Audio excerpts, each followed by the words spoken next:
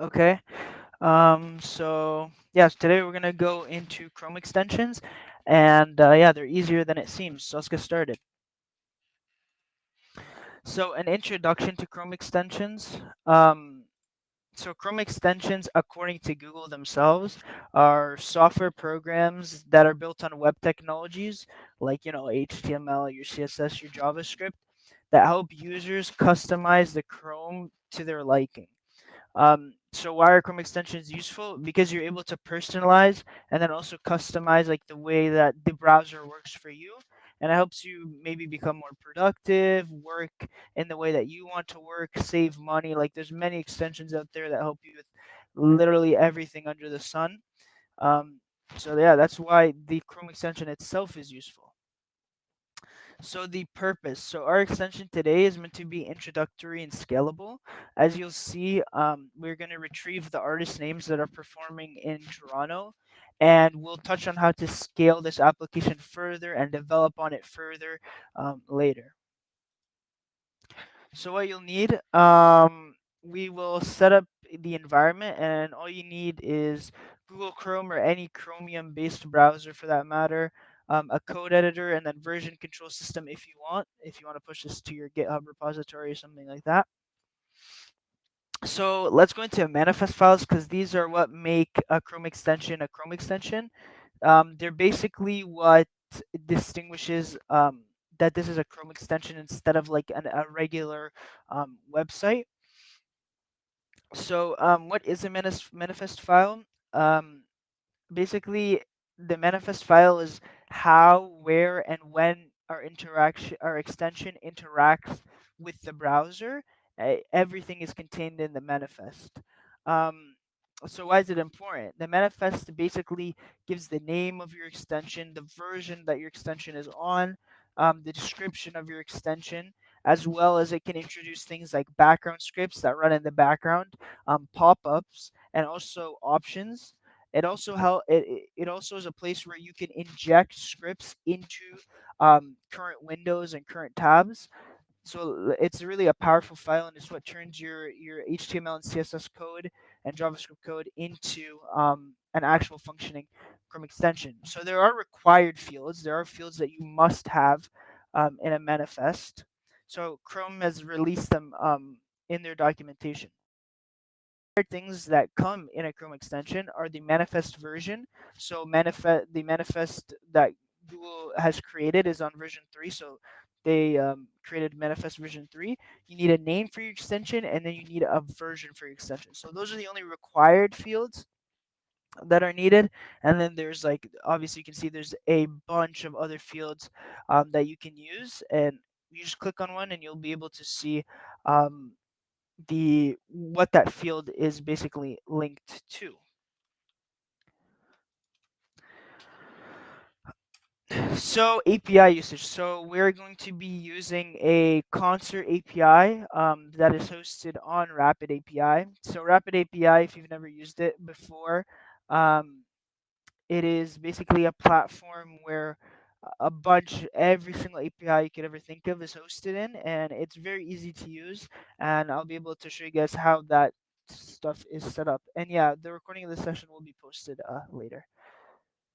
So let's get to coding. So first, actually, before we even start coding, I want to take you guys to the API we'll be using.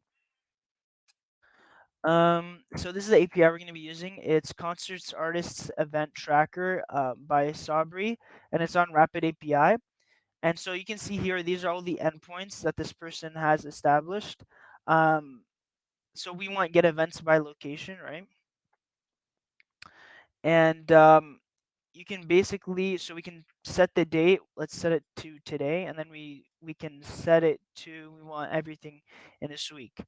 Um, so we're gonna be using JavaScript for ours, and we're gonna fetch it. This is my API key, so I mean, after this session, I'm gonna delete this API key so it can't get spammed. But this, just a heads up, this API only has 10 free calls in a day. So if you call it more than 10 times in a day, it will charge you, I think, like 10 cents. So that's just a heads up. So this is where we're gonna grab our API fetch from in a minute. So let me stop sharing that, and let me share my VS Code.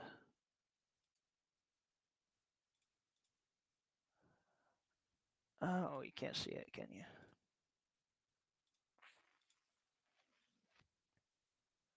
Hopefully, this is better.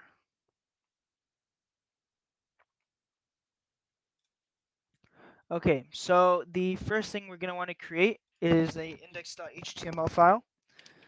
Um, this is just gonna be our basically our pop-up page when people click on our extension. So you can just click exclamation mark enter to get a boilerplate for the index.html file. So this is just a boilerplate. So let's change the name of this to Toronto upcoming Toronto concerts. Okay, so we can come in the body here and we can create a div. And then in that div, we're going to create an unordered list. So yeah, this is just basic HTML stuff. And then in that unordered list, we're going to call it, let's give it an ID of concerts. And there, so that is our HTML type of stuff. We also need to tell it our script. So we can name our script. So we'll name it, I don't know, script.js. Okay, so that's basically everything we need for index.html. Let's create our script. So we said it would be called script.js. Let me just make sure nobody said anything in chat. Oh, okay. So in our script.js, it's basically just going to be our fetch here from the Rapid API. So let's copy that. So this kind of gives us a lot. So let's make this into a function. So I'll make it an async function. Let's call it fetch data. Um, and then let's just put this all in this function.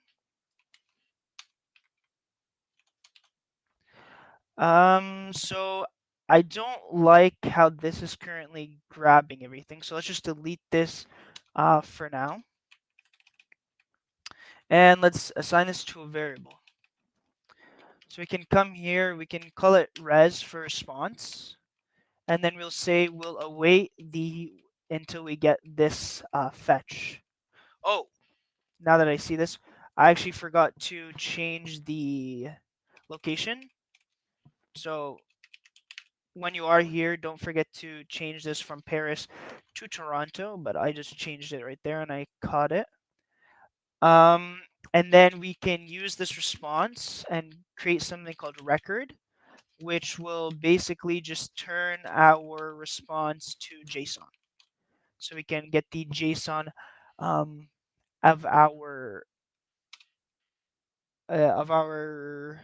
response, the JSON of our response, and then we can log that record and our logging record. So fingers crossed. If I am to open this, so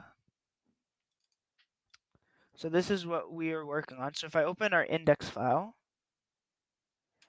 there's nothing right there. That's kind of to be expected. But if I go to inspect, it's not there. Let me go back. Oh, probably you guys are screaming at me right now, but I forgot to call our function. So let's save that. And then let's reopen this.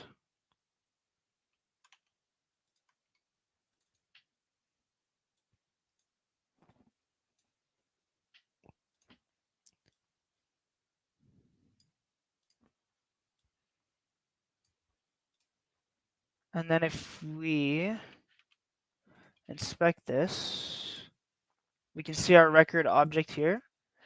And we can see it came with, we can see, these are all the stuff that's going on.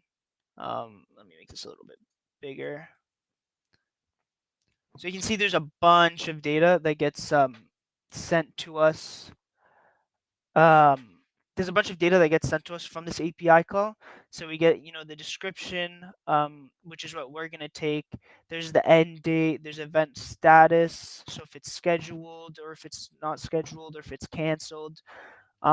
So this is what I was talking about before about how we can make this Chrome extension scalable. So we're really only going to be taking the names or the descriptions of the concerts. So in the future, you could add like when it starts, when it ends, maybe a buying or purchasing link, stuff like that. So this is a very simple example just to get us started on our feet. So now that that is done, we can. So now we know we're getting our response correctly. So now what we want to do is we can get our get element by ID, and um, we will we named it what we named our element concerts. So we can take that, we can put in concerts. So we're gonna get that by its ID, and then we can, since you guys saw, but let's go back. We're getting an array. We're getting an array of we're getting an array of the response. We're basically just getting an array of a bunch of objects. So we basically want to map over these. So let's go back here.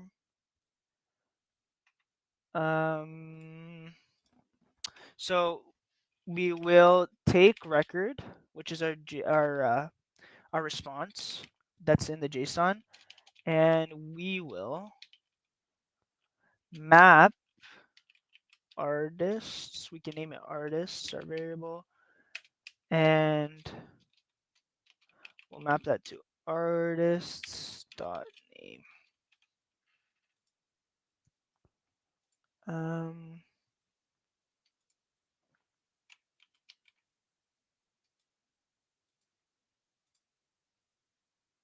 Oh, forgot an S there.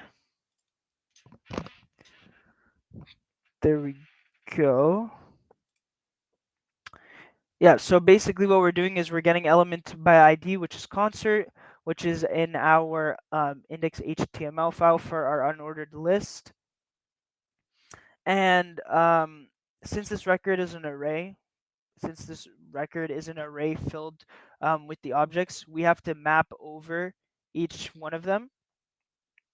So let's see if now we go back to our index, if we refresh this.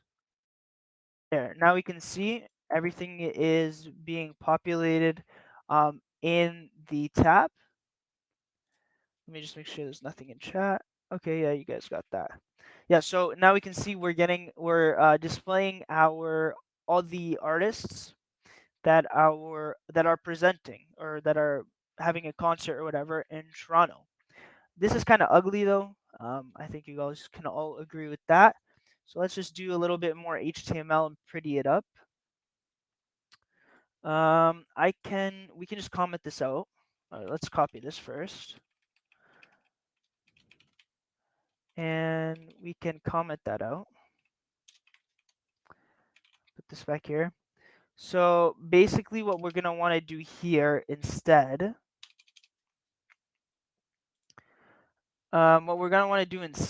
is we're going to change, because right now this is one list item. So let's make each artist name a list item so it looks neater. And then so we're going to split each thing into its own list item, and then we're going to join them back. So let me just show you what that looks like right now, because we don't want everything in one list item. So we can do this. We can say now we want you to be a list item. And then what we will inject in here is we can inject artists.name.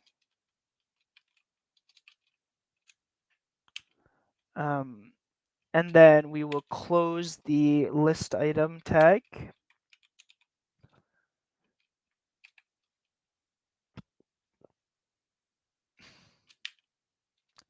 And then we will join that. We will join that back to the main list.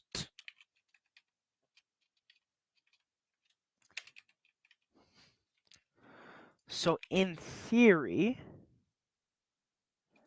this should give us what we were looking for. So let's refresh this. Oh, I made a typo for sure. Let me go back. Document artists.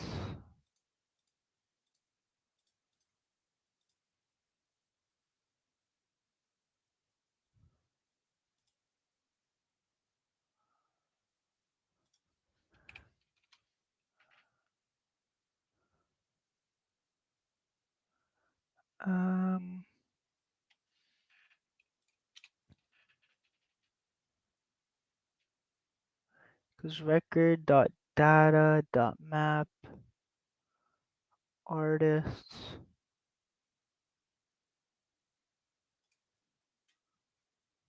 Oh, that's why. I did not use the tilde. I used an apostrophe by accident. Okay, so that should be okay now, I think.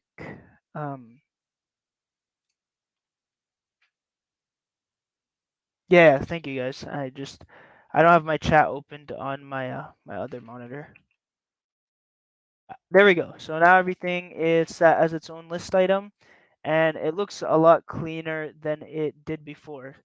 So now we have the HTML, CSS, the HTML, JavaScript stuff out of the way. So right now, as this is, it's just a boring kind of web app, not really anything crazy. Probably all of you guys could build this by yourselves. So now we're gonna go into what kind of makes a Chrome extension a Chrome extension. So we're gonna come in here and we're gonna create manifest, and it is just a JSON file. Your manifest file is just a JSON file, and we will come in here and we'll bracket that. So as we said, one of the required fields is a name, so we can say um, upcoming concerts in Toronto, and then we also need a version, so we can say this is version, sorry, 1.0.0 or something, comma. And then the last required thing that we need is the manifest version, which is manifest underscore version, I think. I can double check that in a second, but it's 3 because, as we said, that's the version that Google's on. So let's add some extra stuff. There's an author that you can add. So I'll just put my name here. And then this is kind of where the important stuff is kind of stored, is the actions. So let me see if I can. So the action tab.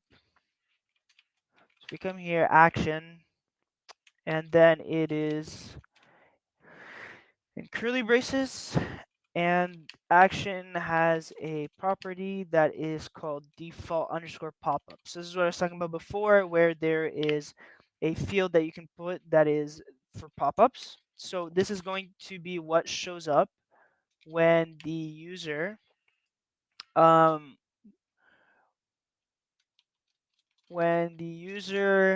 clicks on the extension image. So that's the pop-up HTML. We're gonna pop up our index.html file when somebody clicks on our extension, and then let's also add the field of a title, and we can say up and coming Toronto concerts. So I think that should be okay. Let me just look at the chat. Just a small thing. Can we do the same using Beautiful Soup 4 in Python or Selenium? Um, I think an extension can be made using JavaScript or libraries using JavaScript. Not 100% sure about that though. I mean, to my understanding, I haven't tried it, but to my understanding, as long as you can make a web app, a functioning web app, the manifest.json is basically the important thing. But I'm not sure. I think so. But to my understanding, as long as I think you'd be able to do it with like Selenium or yeah. I mean, I think you'd be able to do it with won't be possible, but the scraping can be done though. Okay, that's nice. Yeah. So what was I saying again? I think that should be it. So now this is kind of what is like the So now um we can add our Chrome extension to our browser. So I use Brave browser, so it might be a little bit different for you. You might have to click like something called like developer tools or something in your browser settings, but for me it's just automatically here. It's extensions. So these are all the extensions that I have. So like I mean what I was saying before, like these are like really useful and they can help kind of customize the way that you use your browser. So we're going to load unpacked. If I go to my repos, this is the file that we were just using. So if you select, this is kind of where the magic happens. So it's going to use our manifest.json file and it read it. So it already got our title, our version name, all of that. So if I come here, let me pin it so I can pin it.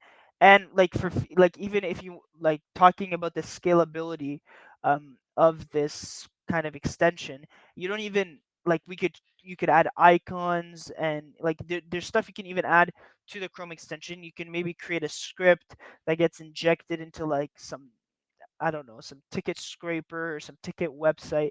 Like there's a lot of stuff that you can kind of expand on. Even in this simple example, like you can definitely add a lot. And it's like again, as I said, it's just CSS, JavaScript, and HTML. We're not even using CSS in this example, but it's basically just native web dev, and all you have to do is add a manifest.json file. But it can get more complex because, like, even with some stuff that I'm working on, um, we have background scripts that are running in the background to make sure the extension is updated. You can have scripts that get injected into web pages. So there is definitely a lot of scalability and a lot of stuff you can build into a Chrome extension to expand on it just being a web app, right? So if we come here and it is not work. Oh, there it is. Just took a second. So as you can see now, this is what we had before. So we can see we have all the amazing artists that are performing in Toronto. So yeah, let me get my slide deck back up.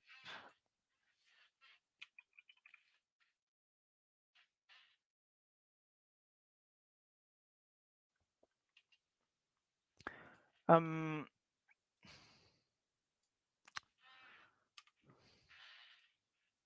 okay. So the conclusion. So what we went through, we introduced Chrome extensions, and their purpose that they serve. We set up our development environment, created a manifest file, retrieved data from an API, displayed that information, and then also deployed our extension. And as I said, we could expand on an example by adding dates of concerts, adding ticket purchase links from external websites.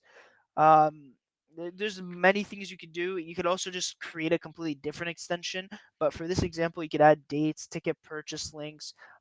You could add like the performers like social medias.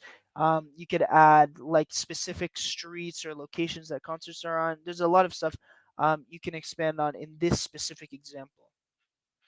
So I guess with that being said, that's kind of the end of what I had planned. Are there any more questions? And Harris, actually, I'm gonna see. I mean, I'm like myself. Um, I'm not familiar with like Python web dev or like Selenium web dev. Um, I'm only really used to like the standard HTML, CSS, JavaScript um type thing. So I'm gonna just look it up right now, actually. Yeah, from what I can see, it is possible, but you'd have to compile your Python into JavaScript, like use like from what I'm seeing at least. Because yeah, from what I'm seeing, it says Chrome extensions are strictly like HTML, JavaScript, and CSS.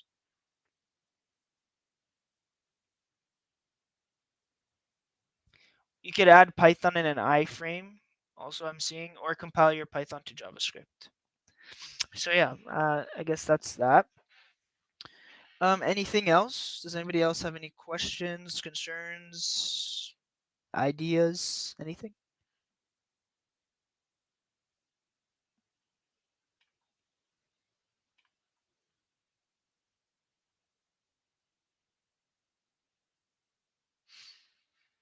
Okay, so I guess if we have no other, thank you, Tulio. Can you upload the code on GitHub? Yeah, for sure. After this meeting or this workshop, I can upload it to the Google Developer Student Club GitHub, and I'll post the link um in the chat.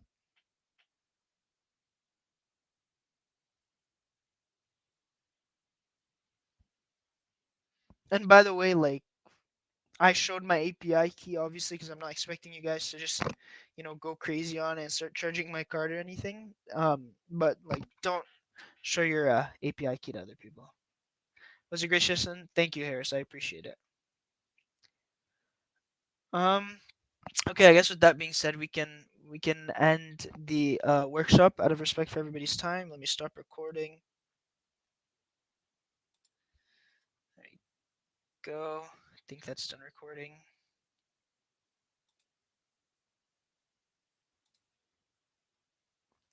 Do the recordings get uploaded on YouTube or anywhere?